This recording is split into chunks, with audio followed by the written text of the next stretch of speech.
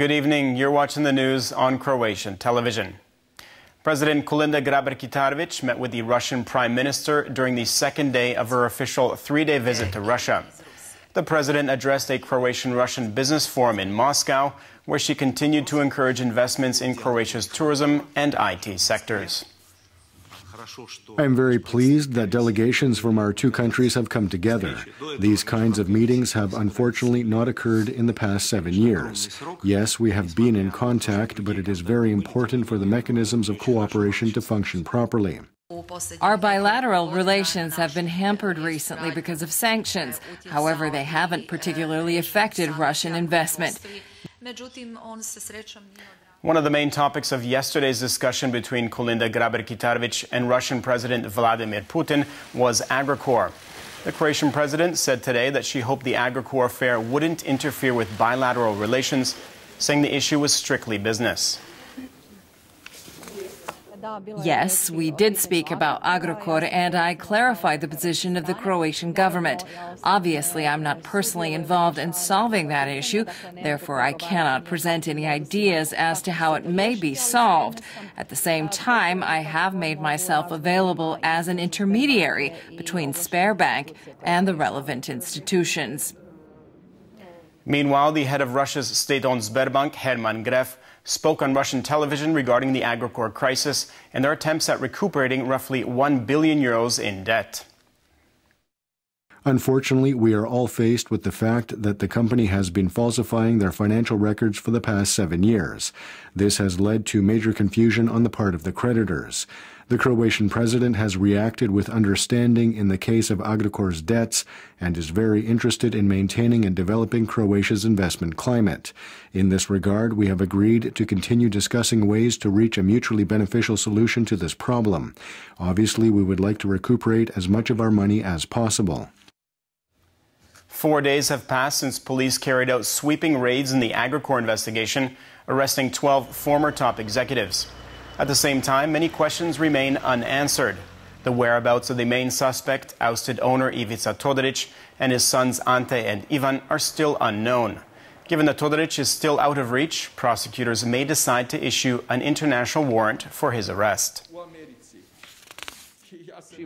As soon as he steps foot on Croatian soil, police, based on the authority of an eventual arrest warrant issued by the county state attorney's office, would be required to take the suspect directly to jail here in Zagreb.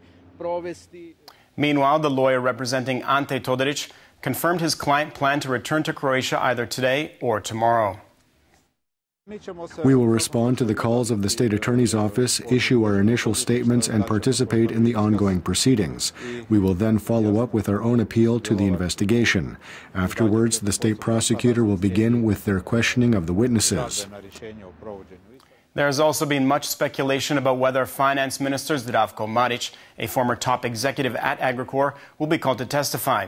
Anto Nobilo, counsel for Piruška Canjuga, says Marić will be his client's material witness. The position of Minister Marić, who we will definitely call as a witness, is crucial for our defense. He said he trusted the authorities in charge of oversight. Therefore, he says he cannot be held responsible. We say the same thing. Piruška Canjuga, who was not a financial manager, is even less responsible because she trusted the oversight authorities. So, like I said, Minister Marić is our star witness. In related news, opposition MPs are refusing to give up on the recently formed parliamentary committee tasked with investigating Agricor. When state prosecutors formally launch an investigation, parliamentary bodies investigating the same case are often dissolved to prevent interference. This prompted some MPs to say the commission could avoid conflict if they simply stopped investigating Agricor's financial reports. I must stress the fact that this committee is completely necessary because this is a political committee. What we need to do is forget about analyzing the financial reports because that really isn't our job anyways. Like I said last week, if there is any opposition from the part of the HDZ regarding the continuation of this committee, the members of the opposition must seriously consider boycotting their work in Parliament. It was confirmed today that the Croatian Bank for Reconstruction and Development had approved around €120 million in loans to companies within Agricor between 2006 and 2016. Former ministers and members of the bank's supervisory board have all been quick to emphasize that the loans were completely legitimate and were provided with adequate guarantees. I am not aware of the details of those particular loans. I think they were mainly investment loans because, as far as I can tell, they weren't meant for liquidity, nor were they for Agrokor itself. Who knows what exactly happened over the past 10 years, but it will definitely be analyzed in great detail. Some of those loans approved by HBOR were not for Agrokor, but for companies within Agrokor. Afterwards, the money went through regular commercial banks. Therefore, it was those commercial banks who practically assumed all the risk. Prime Minister Andrej Plenković is participating in a two-day summit of EU leaders in Brussels. The Prime Minister is expected to hold a private meeting with European Commission President Jean-Claude Juncker to address some of Croatia's pressing issues, including the Pelješac Bridge project and relations with Slovenia. The Prime Minister says he still expects his Slovenian counterpart to join him for bilateral talks in Zagreb. I am absolutely open to constructive dialogue, but the key question is how to implement the arbitration court ruling. It is in this regard that Prime Minister Plenković and I have failed to find common ground. I think it would be only fair for Mr. Cerar to join me in Zagreb, because that is what we agreed to do. I went to Ljubljana for talks at the beginning of the summer, and we both agreed that he would come to Zagreb. This was also the basis of the letter I sent. Therefore, it is Croatia who has continued to call for constructive dialogue. Taking a quick look at sports, the Croatian Football Federation announced today that Ivica Olić, who is one of only 6 players to record more than 100 caps for the national team, will be joining the new coaching staff being led by Zlatko Dalić. Dalić said that he would round out the rest of his staff before Croatia's 2 additional qualification matches for World Cup 2018 against Greece next month.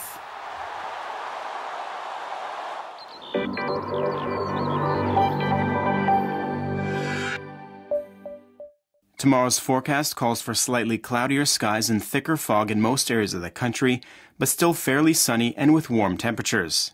The Adriatic coast can expect mist and low-lying clouds. No significant winds to speak of along the coast, only a very weak southeasterly. Thick fog will hamper visibility, which in some places may be less than 200 meters.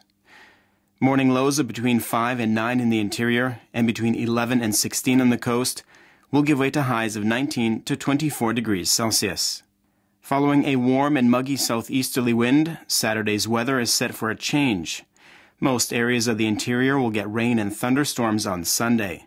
Temperatures are expected to drop accordingly, with the possibility of snow in higher elevations. Skies should clear by the beginning of next week as strong winds move in. The Adriatic coast will continue to be stable on Saturday, but heavy fog and mist is still in the forecast due to the southeasterly wind. Sunday is also set for a change, as rain and a strong southeasterly is expected. Parts of the northern coast will get an even stronger northeasterly. Rain and thunderstorms will spread to the rest of the coast by the afternoon. Monday will be much cooler as a strong to gale force northeasterly will move in.